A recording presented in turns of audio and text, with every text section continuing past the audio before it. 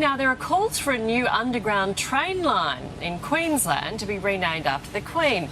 The state's opposition has launched a petition calling for the Cross River Rail to be known as the Elizabeth Line to honour Her Majesty's 70-year reign.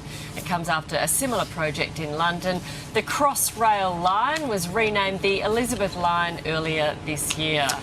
Joining us now is journalist Jo Hildebrand and CFM Brekkie host Bianca Dyer. Morning to you both. Jo, what are your thoughts on renaming a train line to honour the Queen?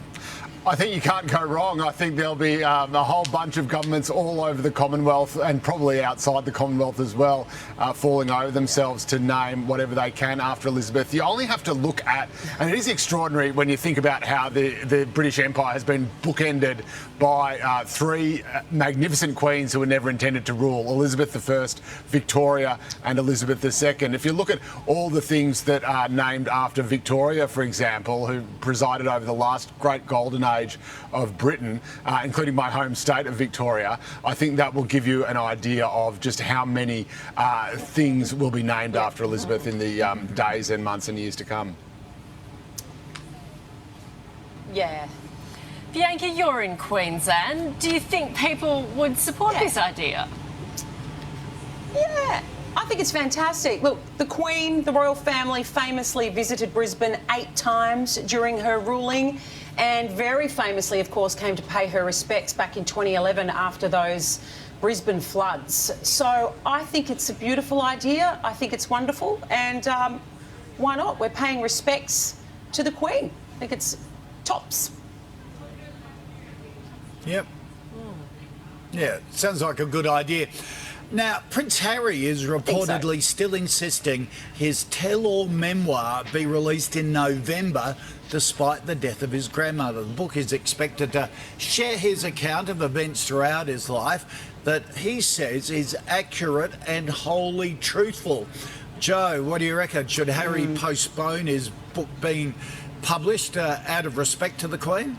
Yeah, it's a really interesting one, Kochie. I think the thing with Harry and Meghan is that even if all these reports are not true and they're just scuttlebutt, the fact that they're so believable and the fact that they keep emerging, I think speaks to a public perception of Harry and Meghan, which is that no matter what seismic world events take place, nothing will ever get in the way of their own self-promotion.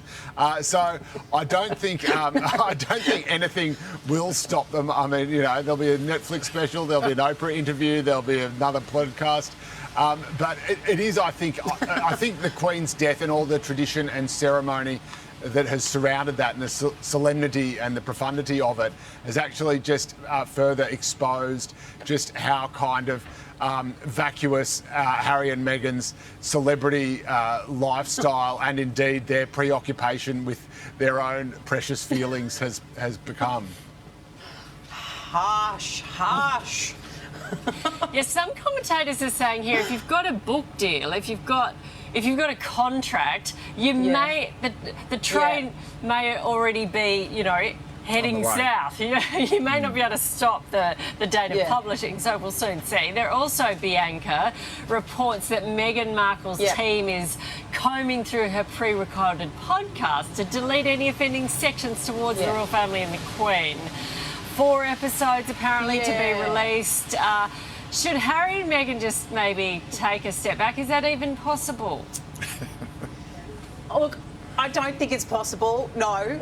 What's interesting is, yes, they have paused Meghan's podcast on Spotify called Archetype, and apparently they're pouring through it to make sure that the last 4 remaining episodes don't have anything offensive towards the royal family.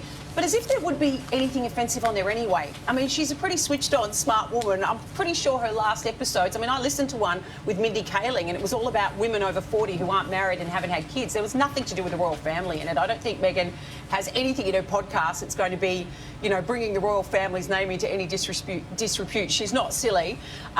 What's interesting that I read is that Harry and Meghan are relying on the money that they get from their big Netflix deal and the money that will come in from this book, the royalties, to survive. And I'm thinking, really? I don't think Harry and Meghan are short of a coin. If they're relying on the Netflix special and the book something's not quite right there. I'm pretty sure Harry didn't leave the palace with no money in his pocket, and Meghan's had a whole career in Hollywood doing suits, etc. I think they've got their own money, so I don't know where that's come from. But yeah, maybe they should just take a little bit of a step back. But I think the fascination with Harry and Meghan is just going to get stronger and stronger now. That's what I think.